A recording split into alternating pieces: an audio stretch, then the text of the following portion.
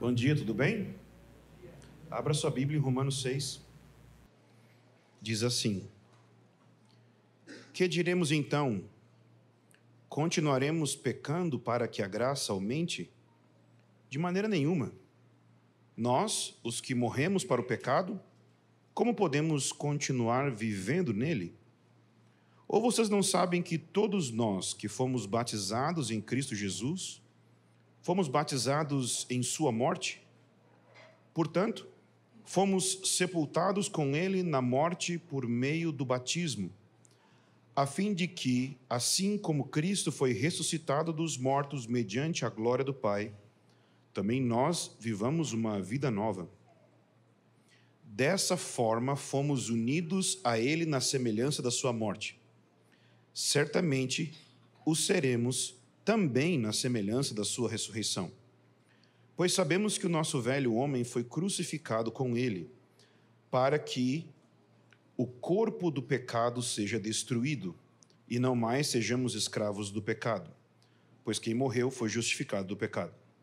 Ora, se morremos com Cristo, cremos que também com ele viveremos, pois sabemos que, tendo sido ressuscitado dos mortos, Cristo não pode morrer outra vez.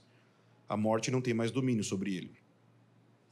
Porque morrendo, ele morreu para o pecado de uma vez por todas, mas vivendo, vive para Deus. Da mesma forma, considerem-se mortos para o pecado, mas vivos para Deus em Cristo Jesus. Portanto, não permitam que o pecado continue dominando os seus corpos mortais, fazendo que vocês obedeçam aos seus desejos. Não ofereçam os membros do corpo de vocês ao pecado como instrumentos de injustiça. Antes, ofereçam-se a Deus como quem voltou da morte para a vida. E ofereçam os membros do corpo de vocês a Ele como instrumentos de justiça, pois o pecado não os dominará, porque vocês não estão debaixo da lei, mas da graça. Essa é a palavra do Senhor, amém? Pai, libera espírito de sabedoria e de revelação sobre nós, aqui e agora, em nome de Jesus. Amém. Irmãos, o Evangelho não exige de nós obediência. E isso deveria de ser muito claro para a nossa mente e deveria de gerar um escândalo na nossa mente também. Mas essas duas coisas nem sempre são claras para nós. Portanto, eu vou repetir. O Evangelho não exige de nós obediência. É isso que Paulo tenta explicar do capítulo 1 ao capítulo 5 de Romanos. Obediência é algo que está ligado com os mandamentos de Deus. Os mandamentos de Deus estão ligados com a lei de Deus. E para a lei de Deus, você se torna justo somente se você obedecer 100% dos mandamentos de Deus. A começar pelo mais importante: amar a Deus de todo o teu coração, de toda a tua alma, com todo o teu entendimento. A verdade é que a Bíblia vai mostrar que não existe um justo, nenhum sequer. Não existe ninguém que consegue, que chegou, que alcançou os padrões que Deus estabeleceu na sua lei. Deus encerrou, Deus colocou toda a humanidade julgada, condenada, debaixo da sua ira, dizendo que todos falharam, todos pecaram e estão destituídos da glória de Deus. Estão destituídos da glória de Deus significa não alcançaram o padrão glorioso de Deus. Que padrão é esse? Sua lei, seus mandamentos. Mas então Paulo continua dizendo que esses, que no caso é você, que foi destituído da glória de Deus, que não alcançou o padrão glorioso de Deus, são justificados gratuitamente pela fé. Sabe o que ele está dizendo? Que você, ao invés de ser considerado alguém justo diante de Deus, como resultado da obediência aos mandamentos, Deus mudou a maneira de relacionar com você, te propôs uma maneira nova, e essa maneira nova não é a lei, essa maneira nova é o Evangelho. E o Evangelho propõe para você que a maneira de você passar a ser considerado justo diante de Deus, a maneira de você ser aceito e aproximado de Deus, não é como resultado da sua obediência, mas é como resultado da obediência de Jesus. Porque Jesus foi um homem obediente à lei de Deus durante toda a vida dele, ele conquistou uma vida perfeita e justa. Quando Jesus morreu na cruz, ele foi punido com a punição que você merecia pela sua desobediência. Toda a sua desobediência e toda a minha desobediência, ela foi punida sobre Jesus na cruz. Em algumas horas na cruz, Jesus sofreu mais do que todos os pecadores eternamente no inferno, porque Jesus, sendo totalmente santo, nunca tinha pecado, mas recebeu o teu e o meu pecado sobre ele, e acrescentando a isso algo muito pior que o pecado, a ira de Deus contra o pecado. Então, na cruz, Jesus experimentou a separação de Deus quando ele disse: Deus meu, por que me desamparaste? Essa separação que eu e você merecemos experimentar e não experimentamos porque Jesus experimentou no nosso lugar. Mas não foi somente isso que Jesus provou na cruz. Ele não apenas sofreu a punição que você precisaria sofrer. Porque Jesus ressuscitou, não apenas porque ele morreu, mas porque ele ressuscitou, nós temos a prova de que o sacrifício dele foi aceito por Deus. Porque se Jesus tivesse ficado morto, a gente não saberia se ele era santo mesmo, porque se ele tivesse ficado morto, a Bíblia diz que o salário do pecado é a morte, ou seja, se alguém morre e fica morto, é sinal que ele era pecador, que ele não tinha nada de justo.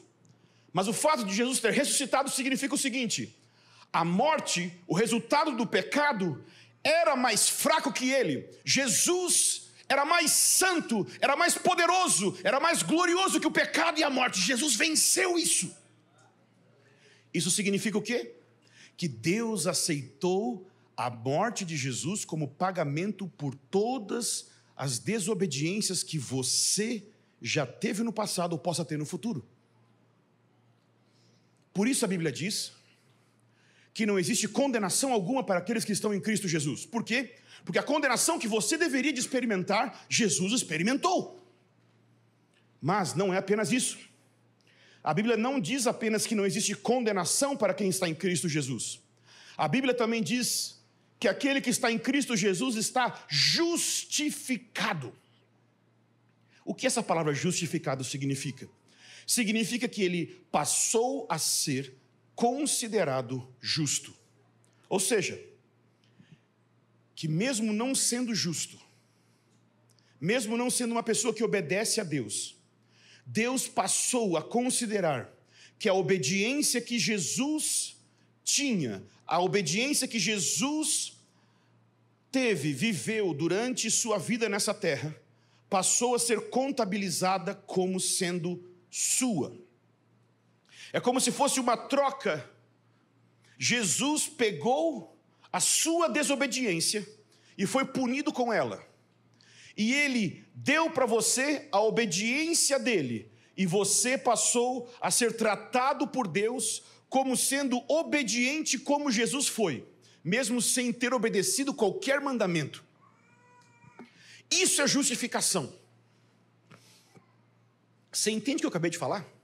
Eu estou dizendo que quando você exerce fé em Jesus, o que é fé?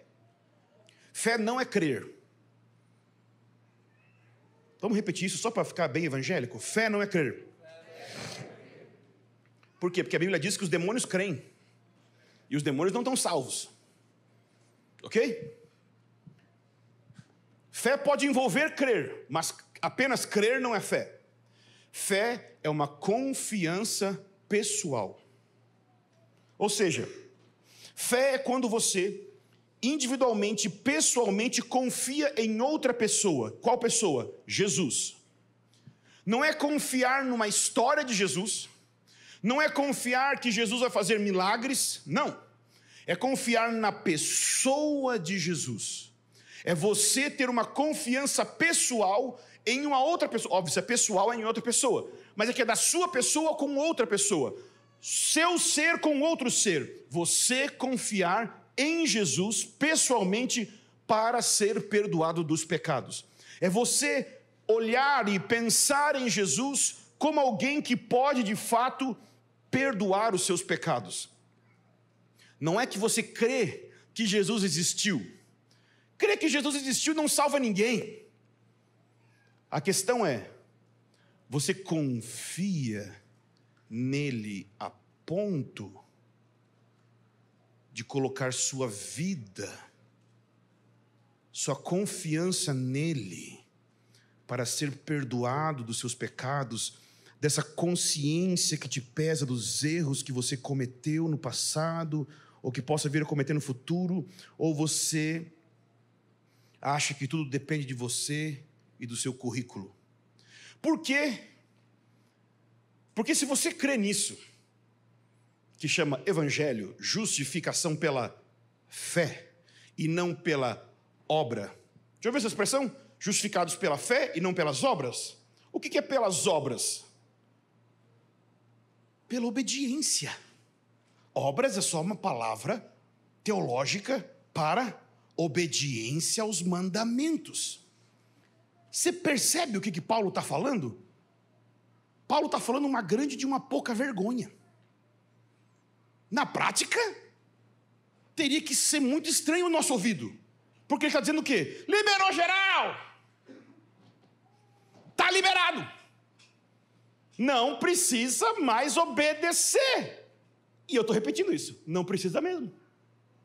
O evangelho não exige de você obediência. E tem vários de vocês que estão vivendo assim, tipo, eu não consigo obedecer. Mas não tem ninguém te exigindo nada disso. Jesus obedeceu por você. O evangelho não exige obediência. O evangelho gera obediência. E existe uma grande diferença entre o evangelho exigir e gerar obediência. A exigência de obediência vem da lei. O gerar a obediência vem da graça, vem do evangelho. E é bem diferente uma coisa da outra. Nessa passagem, Paulo está lidando com o dilema que é, ele explicou para as pessoas as implicações de nós somos salvos independente de obedecer a Deus. Aí as pessoas vão se questionar o quê? Versículo 1. Vamos continuar pecando então? Resposta de Paulo: tu é louco, imbecil? Assim, versão ultra atualizada. Tá louco? Você não entendeu. Se você acha que porque você é salvo, justificado, independente da sua obediência, e por causa disso você vai continuar pecando, você não entendeu o que Jesus fez por você. Por quê? Porque a salvação, a justificação, não é um simples acobertar de pecados. A obra de Deus não é acobertamento de pecados. A obra de Deus é a transformação do nosso coração, para sermos pessoas totalmente diferentes, que não apenas têm suas culpas perdoadas, mas têm os seus corações transformados para serem semelhantes a Jesus. Essa é a obra que está sendo proposta aqui por Paulo em Romanos 6. E Paulo faz isso de várias formas. Mas se nós olhássemos para tentar entender o que Paulo está dizendo aqui em Romanos 6, tem uma expressão que ele vai repetir várias vezes. Eu não poderia abrir, não teria tempo para abrir todos os detalhes que essa passagem tem. Então eu quero abrir somente um para te mostrar aqui. E é a expressão mortos para o pecado. Porque eu acho que a partir dessa expressão dá para ter um panorama básico do todo que Paulo está falando aqui na passagem. E se eu fosse dar um título, ou pelo menos uma aplicação prática, no fim desse sermão, eu queria falar sobre resistência e rebelião. Vou tentar chegar lá, vamos ver se eu consigo. Se você olhar vez após vez, por exemplo, no versículo 2, Paulo fala, nós que morremos para o pecado. No versículo 3, fala que fomos batizados na morte de Cristo.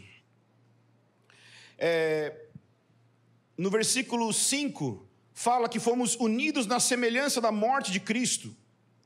No versículo 6, fala que o nosso velho homem foi crucificado. Você percebe, no versículo 8, fala que morremos com Cristo. Muitas vezes ele está repetindo essa expressão, morte, morte, morreu, morreu, morreu, morreu. Então, é uma expressão que está presente aqui. Paulo está dizendo que quem está em Cristo não apenas foi perdoado dos pecados, não apenas passou a ser considerado justo diante de Deus, mas ele também está dizendo que essa pessoa foi unida a Jesus.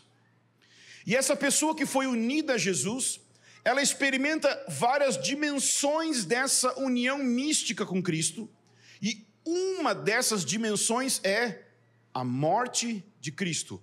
Cristo morreu, e aqueles que são unidos a Cristo experimentam também união na morte de Cristo.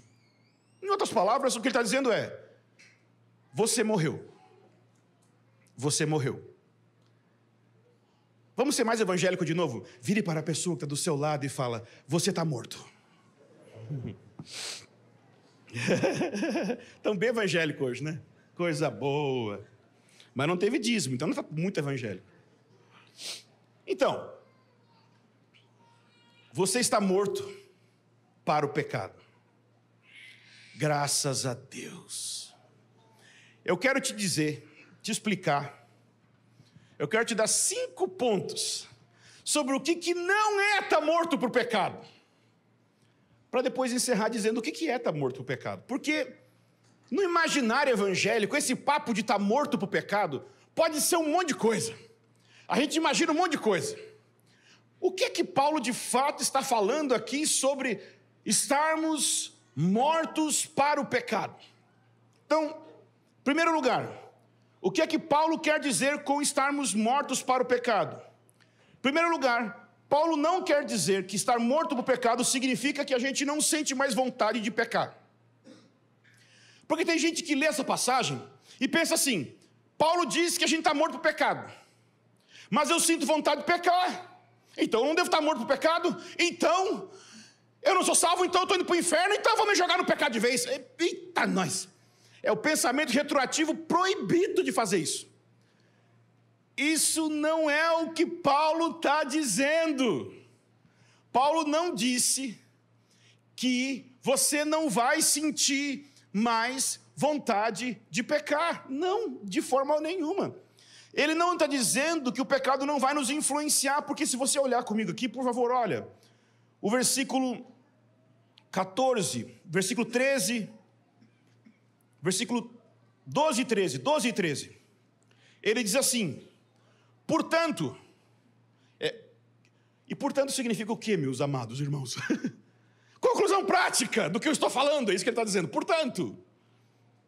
Portanto, não permitam que o pecado domine em seus corpos mortais, fazendo com que vocês obedeçam seus desejos. Não ofereçam os membros do corpo de vocês ao pecado como instrumentos de injustiça. Ora, se estar morto para o pecado significasse que a pessoa não tem mais desejo, essa exortação de Paulo aqui não teria sentido. Ele está dizendo para a pessoa não permitir que o pecado a domine, é porque é possível que isso aconteça. E ele está falando isso para pessoas que morreram para o pecado. De tal forma que então não pode significar não sentir mais desejo de pecar. Então, primeira coisa, estar morto para o pecado não pode significar não ter desejo de pecar. Em segundo lugar, não quer dizer uma outra coisa, porque não sentir vontade é um extremo. Mas tem o outro extremo, que bota lá embaixo, que é como se fosse assim, não quer dizer que a gente não deve pecar. Como se o pecado fosse assim, sabe, não é um comportamento adequado. Sabe, você morreu para aquela vida. Então, assim, não é eticamente bom, sabe, você pecar. Assim, tenta evitar, sabe, assim, evita parar de fumar, evita parar de pecar. Evita não passar no vermelho, no trânsito, e não peca também. Não! Ele não está colocando a coisa nesse nível tão baixo, não, gente. Ele está dizendo que você morreu. Se dizer que não sente mais vontade de pecar é ir muito além do que Paulo disse, falar que aqui é só uma coisa assim, não devemos pecar, é muito aquém do que Paulo disse. E ele disse de fato que nós estamos mortos para o pecado. Então não é simplesmente isso também. Ele disse que de fato nós morremos. Em terceiro lugar, estar morto para o pecado não quer dizer que nós estamos num processo de estar morrendo para o pecado. Tem gente que está pensando, pensa isso direto, né? Abre lá em Gálatas 2:20 e diz, não sou mais eu quem vivo, mas Cristo vive em mim. Irmãos, um dia eu vou chegar nisso. Então, querido, desde que você foi salvo, você está naquilo, tá? Que se você não está naquilo, você não está salvo, tá? Já não é um fato. Não é um processo para você chegar em Gálatas 2:20, não sou mais eu quem vivo, mas Cristo vive em mim. Todo cristão está nisso. É um fato. Estar morto com Cristo não é um processo gradual que você está vivendo, entrando, processualmente, gradualmente, aos poucos. Por quê? Porque quando Paulo fala que nós morremos, por exemplo, no versículo 8, ora, se morremos com Cristo, o que ele está dizendo aqui, o tempo do verbo, é de uma vez por todas. É um fato consumado, aconteceu no passado, de uma vez por todas. Você não está morrendo, você morreu de uma vez por todas. Você morreu de uma vez por todas, amém, irmão? Está mortado. Não é um processo. Estou morrendo. Tá não. Tá morto. Mortinho, mortinho. Em quarto lugar, morrer para o pecado não significa uma decisão de consagração. Isso é um negócio bem batista. Por quê? Porque Paulo fala aqui, no versículo 13, assim, ó. Ou vocês não sabem que todos nós que fomos batizados em Cristo Jesus, fomos batizados em sua morte? Então, o pessoal entende o quê? Que no batismo eu morro. Aí você chega por irmão e fala assim, vamos batizar? Não estou pronto para morrer. Ok. Você está querendo dizer o quê? Não estou pronto para largar minha vida de pecado, não estou pronto. Ele está associando o batismo com Romanos 6, dizendo que ele tem que morrer. Sabe por que o batismo é em nome do Pai, do Filho e do Espírito Santo? Porque quem te mata é Deus. Não é você que se mata e joga terra em cima de você e que se prega na cruz, bate um prego aqui, depois tira a mão e prega o outro. Você não faz isso, tchê. Você está louco? Não é você que... É Deus que faz isso. E nós, a igreja, fica de fora para confirmar essa verdade. Ou seja, se você chega aqui falando assim, meu batismo valeu, eu vou ligar para alguma igreja para perguntar se valeu mesmo. De que igreja que tu veio? Não, eu vim da igreja do pastor João e a igreja invisível. Sei, música do Raul Seixas, se você não sabe. Espero que você já tenha alguma referência desse mundo. Eu vou perguntar. Porque a igreja está ali para confirmar se valeu mesmo ou não. Porque se tudo depende da sua consciência, eu senti que valeu. Eu também sinto que valeu um monte de coisa na minha vida. Mas direto estou enganado. E às vezes eu sinto que não valeu. E também estou enganado. Tem gente que acha que seu batismo não valeu e valeu. E tem gente que acha que valeu e não valeu. É bom ter gente de fora dizendo, o VAR, sabe o VAR no jogo? Mas Deus que é o juiz, mas a igreja é o VAR. Entendeu? Dá aquela olhada, sabe? Estou falando bobagem, mas é bonito, né? Então, gente,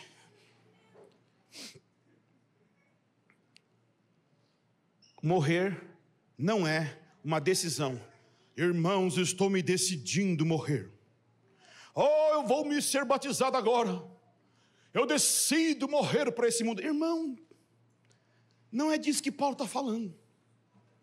Se você não foi batizado ainda, porque está esperando esse negócio, olha, você está lascado.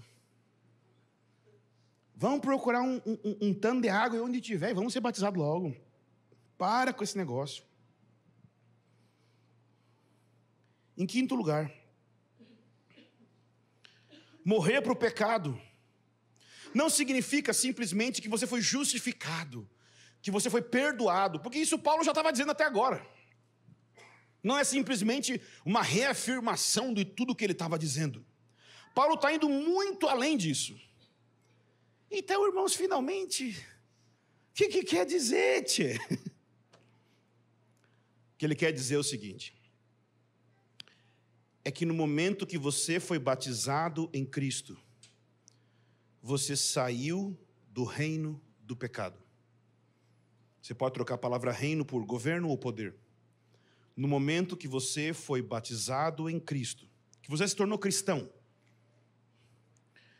você saiu do reino ou do governo ou do poder do pecado. Por exemplo, aqui em Romanos, você está no capítulo 6, se você voltar um versículo, no capítulo 5, no versículo 21, diz assim: a fim de que, assim como o pecado reinou na morte, também a graça reine pela justiça, para conceder a vida eterna mediante Jesus Cristo, nosso Senhor. São dois governos, dois poderes.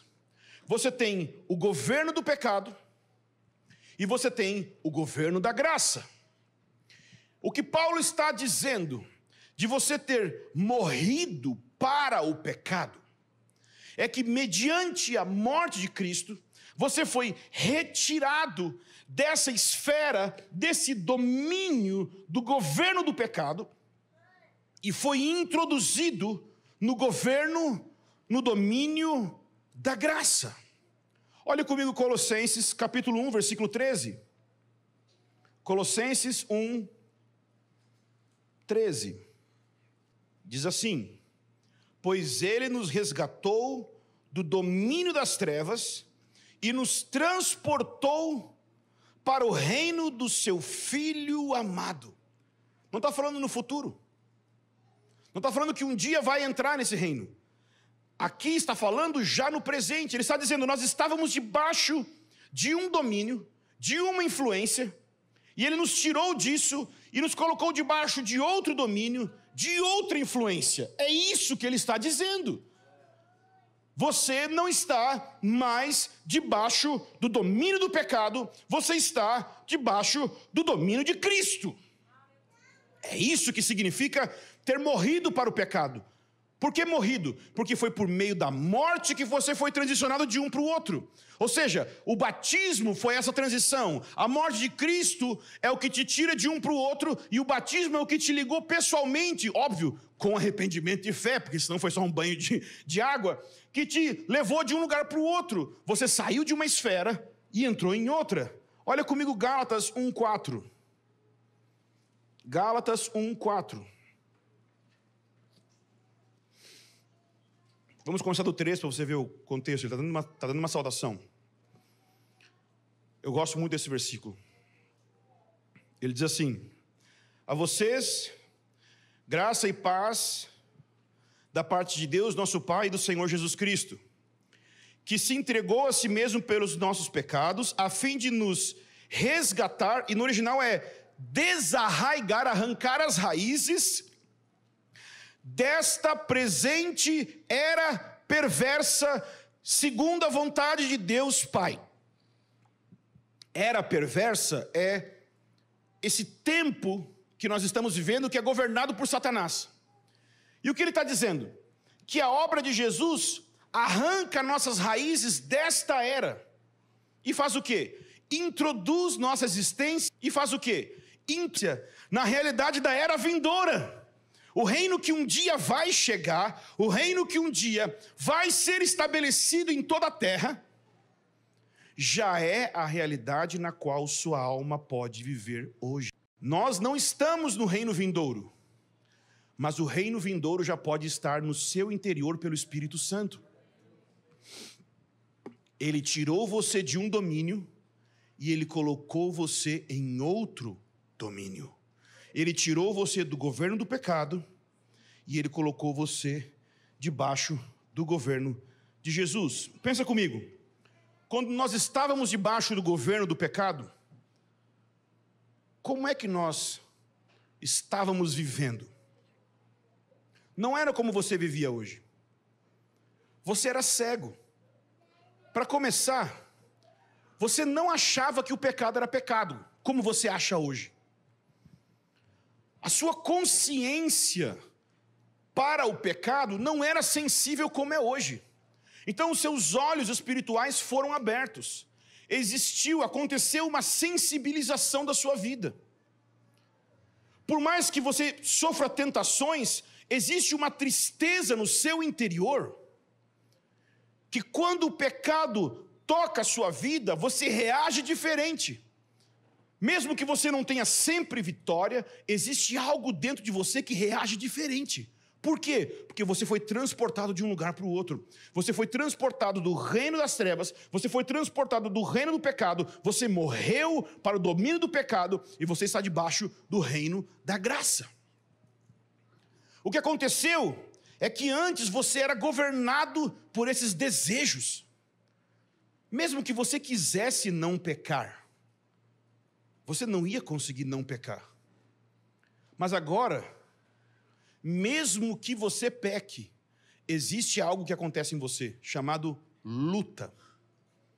Essa luta não tinha antes. Sabe por que tem essa luta dentro de você? Porque você morreu para o pecado, você foi transportado de um lugar para o outro.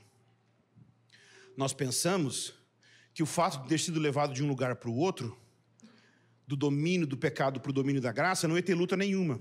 Não, a luta é prova de que você saiu de um lugar para o outro. A prova de que você está debaixo do domínio da graça é que você não está querendo pecar, mesmo quando peca. Você está lutando, e isso é prova de que você quer Deus. Mesmo quando suas emoções parecem dizer o contrário, suas emoções não são o seu eu mais profundo. Lá no fundo você quer. Na prática, o que eu estou querendo dizer? Vamos imaginar aqui um exemplo, uma figura. Imagina que nós temos uma nação e essa nação foi invadida. Ela está vivendo debaixo de uma tirania, de um governo déspota, um governo tirano, um governo mau. O rei, o presidente, ele é mau, ele faz mal para as pessoas, ele mata as pessoas, ele é um totalitarista de alguma linha ideológica terrível, e ele faz mal para as pessoas daquela nação. Então, vem um exército de um outro país, de uma outra organização, sei lá, e invade aquele país, derruba de maneira legítima aquele governo, destrói os exércitos, e estabelece a paz naquela nação. Estabelece um governo justo e digno para aquele povo naquela nação. Mas no processo de fazer isso, os exércitos daquela nação, vários soldados, tentam se rebelar e fogem para não serem mortos. Fogem para os cantos escuros daquela nação, para os lugares para que eles não sejam pegos e mortos pelo exército que está agora trazendo a paz. Então, basicamente, a paz foi estabelecida naquela nação, mas vários rebeldes ainda estão escondidos nos cantos da nação.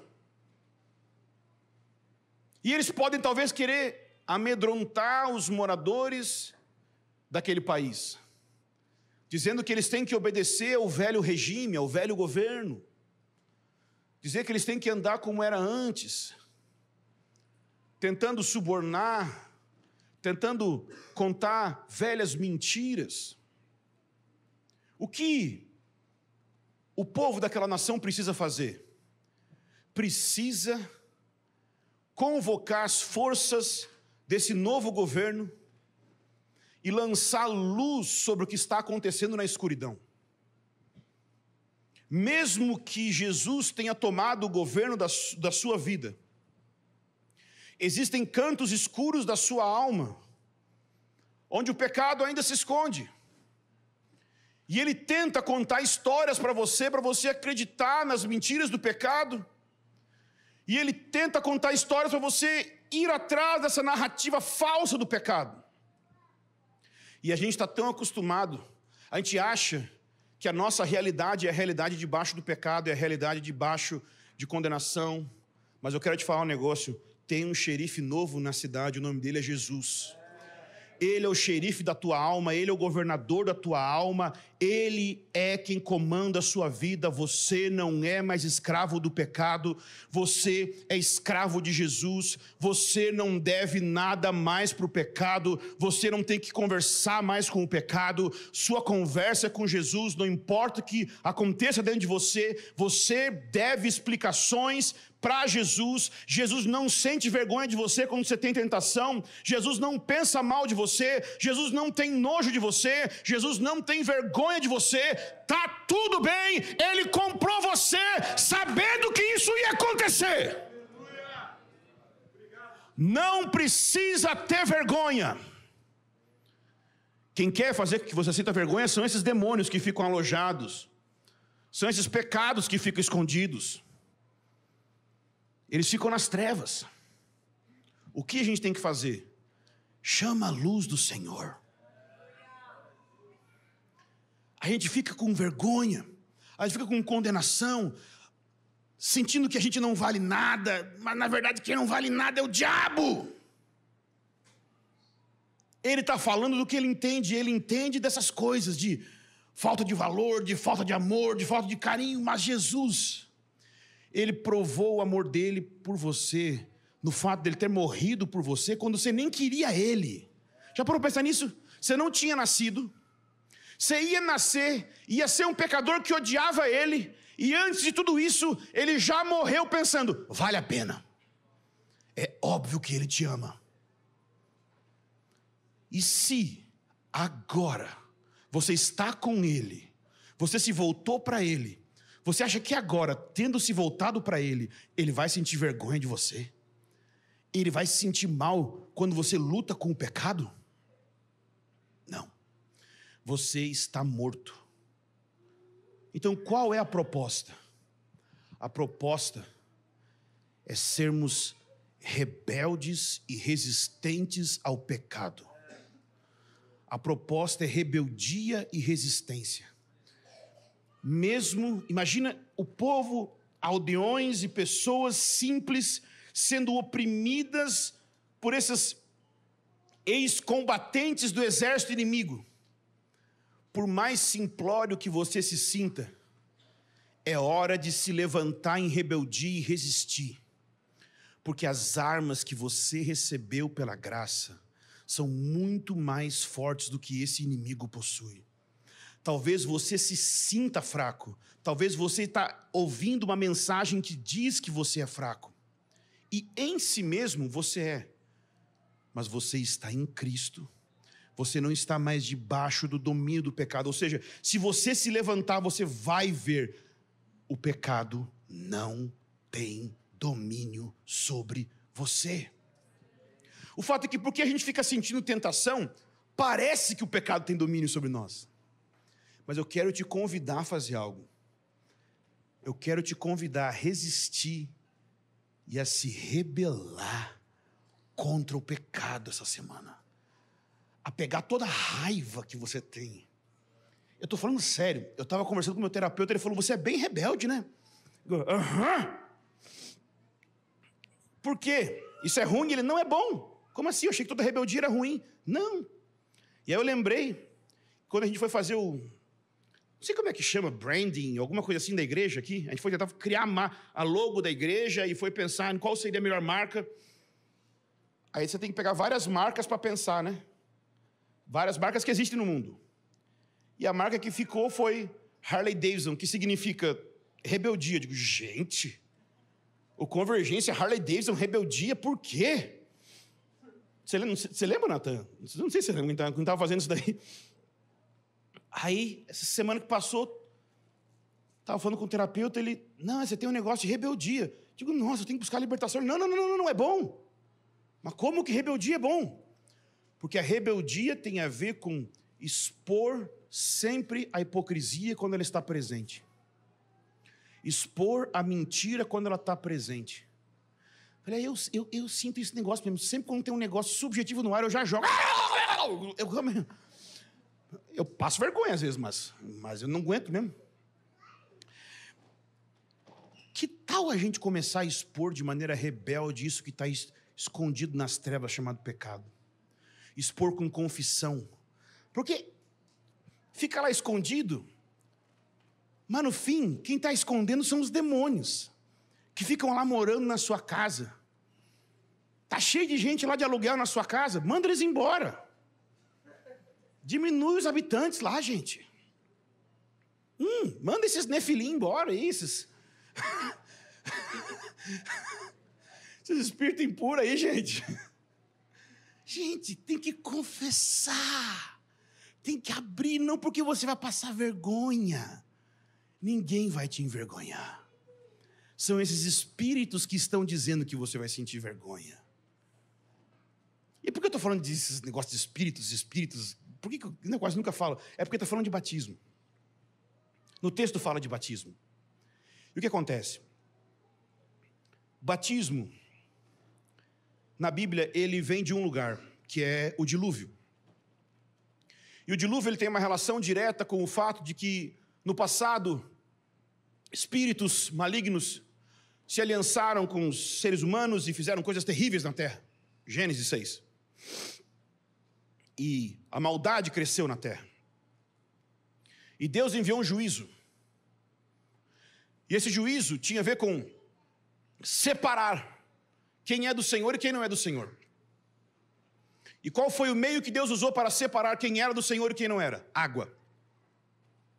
Você passou pela água para dizer, eu sou do Senhor. Eu sou do Senhor. Eu não tenho nada a ver com esse negócio, com esse outro reino. Você passou por isso. Ah, eu não passei. Está na hora de passar. Está esperando o quê? Se você não batizou ainda, está na hora de batizar. Mas se você foi batizado, eu quero te lembrar, você morreu. Você está morto com Cristo. Portanto, é hora de levantar a rebeldia e a resistência contra essa mentira do pecado. Por quê? Porque Paulo diz aqui, vamos encerrar lendo para você ver que ele realmente está propondo isso. Romanos 6. Romanos 6, versículo 11. Da mesma forma, considerem-se mortos para o pecado. Amém? Vocês estão mortos. Mas agora se considera. Ou seja, é um fato que você está morto, amém? Mas agora você tem que deixar isso entrar na sua mente. Considerem-se mortos. E vivos para Deus em Cristo Jesus. Portanto, não permita que o pecado continue dominando seu corpo mortal. Agora, isso aqui é o que você faz. Ah, como é que eu faço isso? É com oração? Não, é fazendo. Para de orar. Para de jejuar. Começa a fazer. Do it! Por quê? Porque não tem a ver com você ficar pensando. Quem leu a poesiazinha que eu botei esses dias na internet? Tão linda. Deixa eu ver se eu acho ela aqui. Do the thing. Quem viu? Lindinha, gente.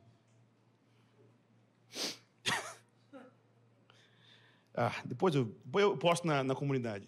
Mas basicamente, você ler sobre o que tem que fazer não é fazer. Você orar sobre fazer não é fazer. Você abrir o coração sobre fazer não é fazer. Você fazer um devocional sobre fazer não é fazer. Você cantar uma música sobre fazer não é fazer.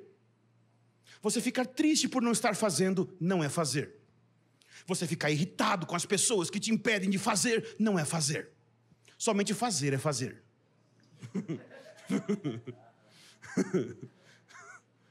Então faz. Não por vias erradas, porque o pecado não vai ter domínio sobre você. Faça baseado nessa mensagem. Levanta e anda, Jesus disse. É a mesma coisa hoje. Você pode levantar e andar acima do pecado, porque ele não vai ter domínio sobre você. Não permita que o pecado continue dominando o seu corpo mortal, fazendo com que você obedeça a seus desejos, ou seja, para de obedecer o desejo do pecado. Não ofereça seus membros ao pecado como instrumento de injustiça. Antes, a parte positiva, ofereçam-se a Deus, adoração, como quem voltou da morte para a vida. Ofereçam os membros do corpo de vocês, adoração, a Ele, como instrumentos de justiça, pois o pecado não os dominará, porque vocês não estão debaixo da lei, mas da graça. Claro que abriu um outro parênteses aqui para outro problema, né? Não está debaixo da lei? Não está debaixo da lei? Próximo sermão. Mas vamos nos oferecer a Deus em oração, em adoração, porque o pecado não vai ter domínio sobre nós. Amém? Vamos ficar em pé?